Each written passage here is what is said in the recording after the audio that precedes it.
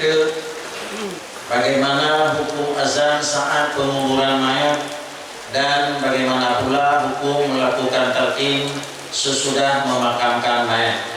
Dua poin tersebut dalam materi yang sisa itu insyaallah akan disampaikan oleh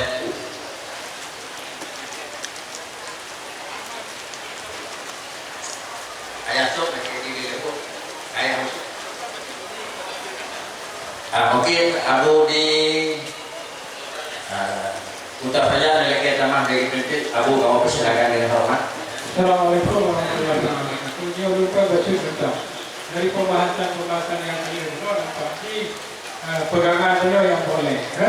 Beliau di dalam pertanyaan ini bukan sebatas mana ilmu tauhid yang wajib diketahui sehingga sahnya iman. Pada pertanyaan jawab apa? Jadi dia bukan kamu tak jawab. Jawab tak jawab. Kedua ni jawab. Batas ilmu tauhid yang wajib diketahui adalah sehingga seseorang itu dapat membedakan antara muhaddas dan qadim. Yang kemudian ini caranya dengan mengetahui dan mengerti sifat 20 lainnya yang kami utarakan hari. Tapi yang kuncinya batas ilmu tauhid yang wajib diketahui yaitu sehingga seseorang dapat membedakan antara muhaddas dan qadim. Yang belum tapi mana ada itu ada beda antara muhaddas dan qadim. Ada tu nama tauhid kita. Demikian, assalamualaikum warahmatullahi wabarakatuh. Itulah yang tambahan daripada di terturi dah belum betul ke meninggal. Jadi memberi hakikat kadim yang ada, hakikat makhluk yang ada.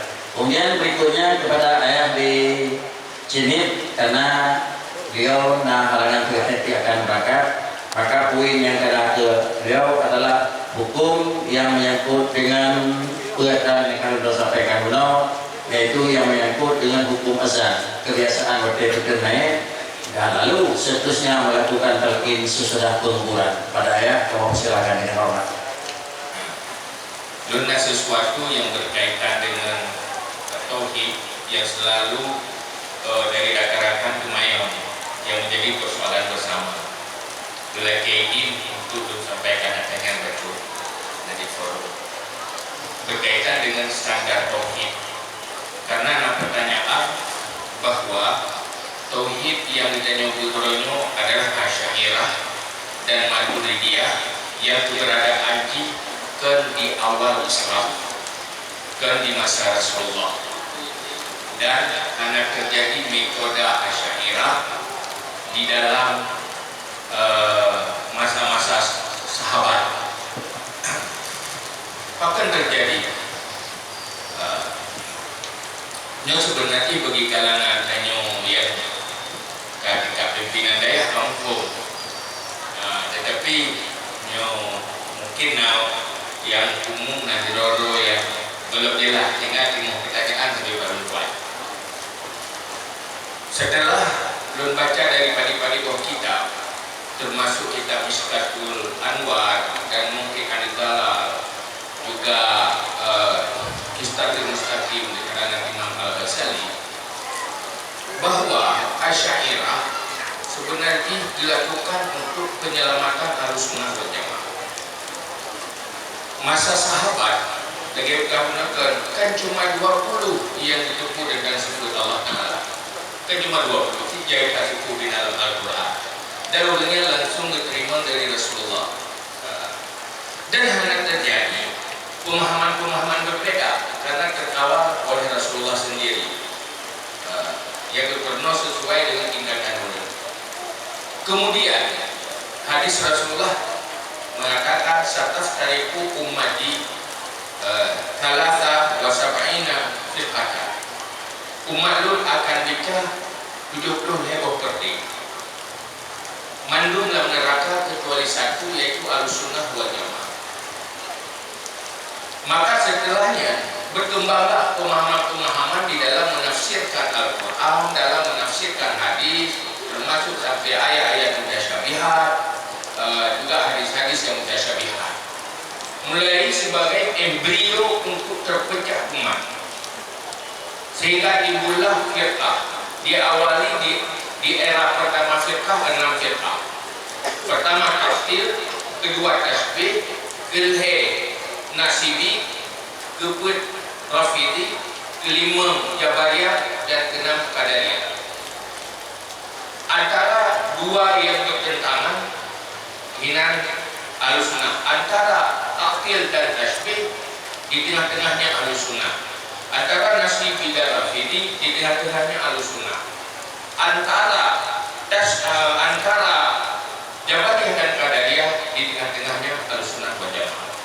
Di saat terjadi pemahaman, maka menjadi sulit timur pemikiran-pemikiran yang menafsirkan yang berkaitan dengan akidah.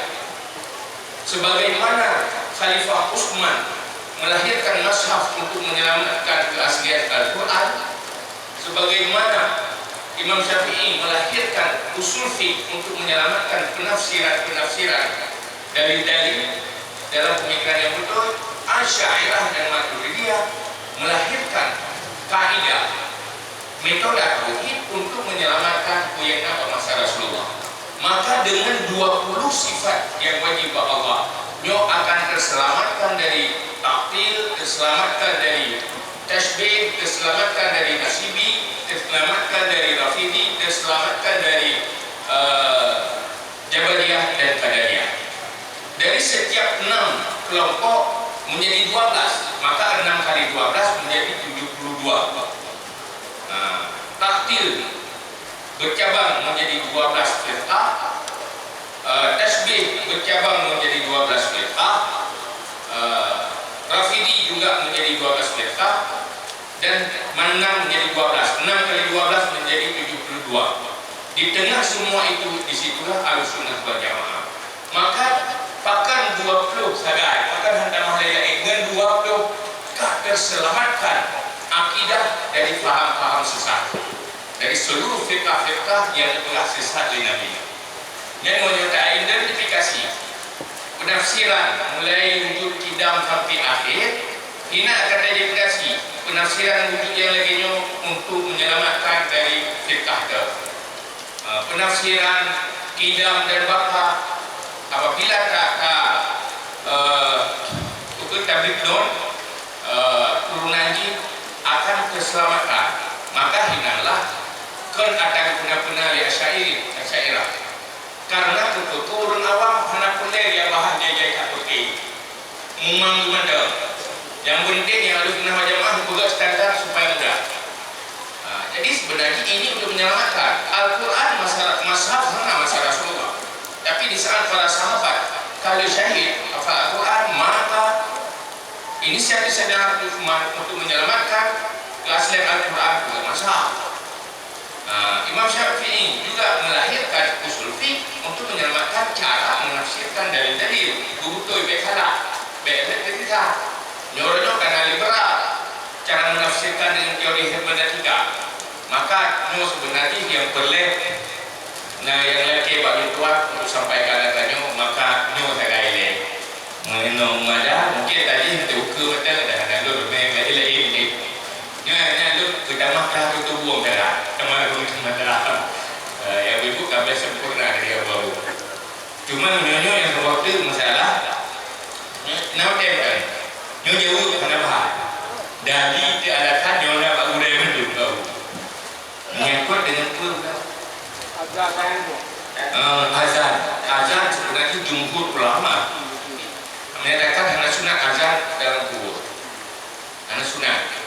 Cuma kalau yang pegang pendapat mengkiaskan kepada burung lahir. Tapi yang jumhur ulama yang hanya sunat. Cuma nak tahu ke kubur banyak hati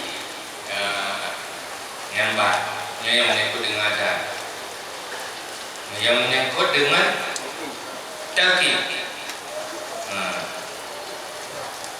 Nyo baca kesimpulan yang gangguan tuli. Adapun hukum talqin, orang dewasa atau anak yang sudah mumayyiz yang mendekati kematian disunatkan talqin dengan kalimat syahadah, yakni la ilaha illallah. Dan sunat mentalkin mayat yang baru dikuburkan.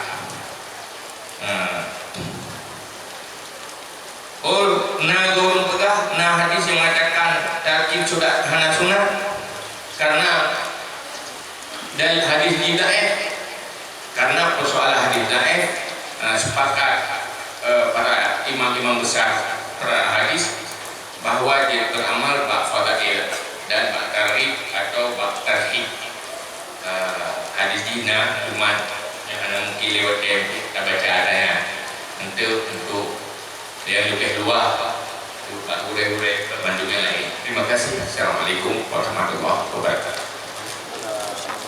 Tapi dia masih nak kaitan dengan poin sah dan poin dua, dan yang kedua poin karena dijawaban oleh ayah secara singkat kuota yang akan berlaku di Aceh terutama yang menyangkut dengan telkin dalam perindah berupa adalah dalih yang hanjit. Maka selama dalam mendengarnya rela biarlah tak putus lagi yang kanan nibah tadamah lain tadakut dengan tadamah lain akan teruk rela menyaduk notret tuan ke hanalam rela dia yang dah umat dan nibah tadamah ada baru dia tadamah ada baru beran rela.